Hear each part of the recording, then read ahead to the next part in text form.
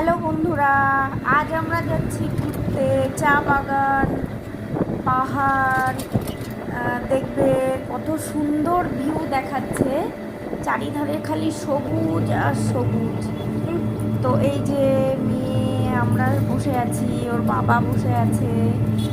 তো দুই দিকে চা বাগান আর মাঝখান দিয়ে আমরা যাচ্ছি টোটোতে।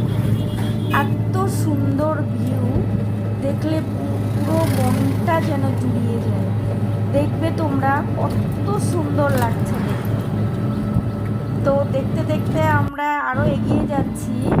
তো সামনে আরও এগিয়ে যাচ্ছি আমরা পাহাড়ের দিকে। দেখো পাহাড়টা কত সুন্দর লাগছে। পাহাড়ের উপর দিয়ে দেখো মেঘ উড়ে যাচ্ছে, মনে হচ্ছে পাহাড়ের মধ্যেই থেকে যাচ্ছে মেঘটা। পুরো পাহাড়ের মধ্যে মিলেমিশে মেঘ আর পাহাড় একাকার।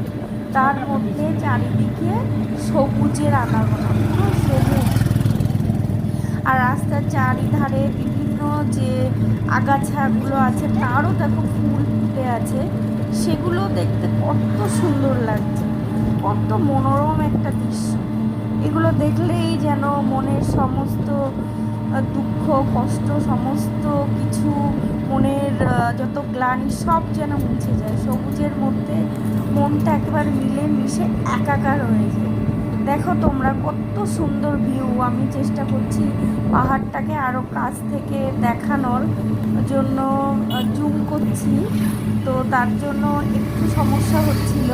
এদিকে টোটো খুব স্পিডে চলছিল, তার জন্য একটু সমস্যা হচ্ছিল। যে পাহাড়টা প্লাস যে টি গার্ডেনটা আছে সেটা দেখো, টি গার্ডেনের ওপারটা দেখা যাচ্ছে পাহাড়।